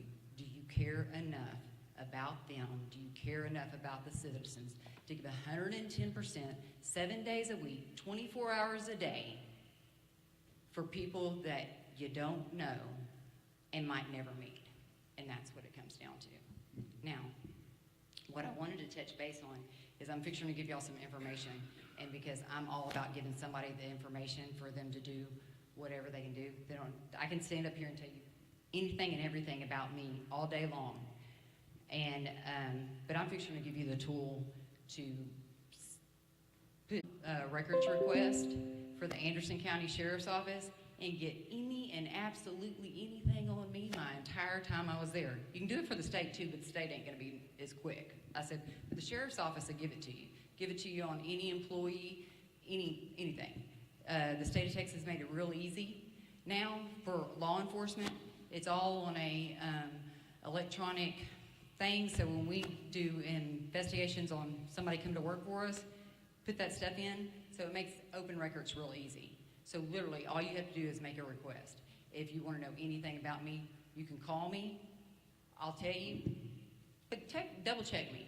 Know your candidates, not just in the sheriff's race, in every race. Know your candidates. The tools are out there for you to find it.